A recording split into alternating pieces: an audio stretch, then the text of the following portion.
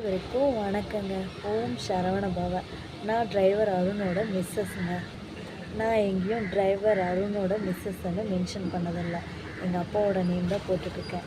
இப்போ ஏன் driver Arun mention பண்ணுறேன்னா, அந்த டிரைவர் அருணுக்காக நாங்கள் கவிதை எழுதிட்டுருக்கோங்க.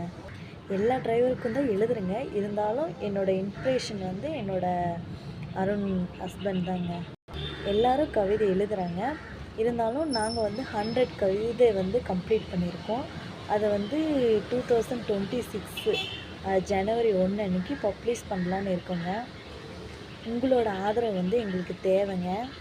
அதனால் நீங்கள் எங்கள் சேனலை சப்ஸ்கிரைப் பண்ணுங்கள். நீங்கள் டிரைவர் ஒய்ஃப் கவிதைன்னு போட்டாவே எங்களோட கவிதை வந்துடுங்க.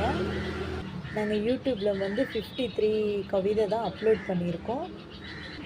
100 கவிதையும் அப்லோட் பண்ண போகிறோம்.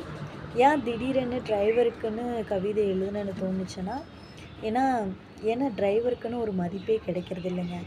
இதன் மூலியமாச்சும் அவங்களால என்னால் முடிஞ்ச ஒரு சின்ன ஒரு ஒரு முன்னேற்றம் மாதிரி தாங்க நான் நினைக்கிறேன்.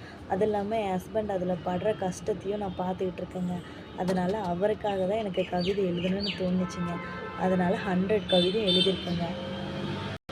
நீங்களும் பாருங்கள். உங்களுக்கு பிடிச்சிருந்தா உங்களுக்கு பிடிச்ச டிரைவருக்கு நீங்களும் அந்த கவிதையை சென்ட் பண்ணி விடுங்க. உங்கள் ஆதரவு எங்களுக்கு எப்பயுமே தேவைங்க.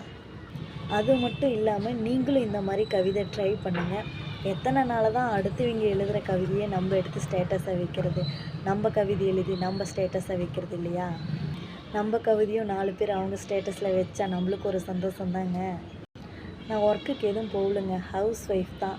அதனால் வீட்டில் இருக்கிறதுனால என்ன பண்ணணுன்னு தெரியாமல் எங்கள் கணவரோட டிரைவர் அருணோட கவிதை எழுதலான்னு ஒரு க்ரியேட்டிவிட்டியாக தான் இதை பண்ணியிருக்கேன். நீங்களும் பாருங்கள். உங்களுக்கு பிடிச்சிருந்தா லைக் பண்ணுங்கள், சப்ஸ்கிரைப் பண்ணுங்கள், கமெண்ட் பண்ணுங்கள். அனைவருக்கும் நன்றி.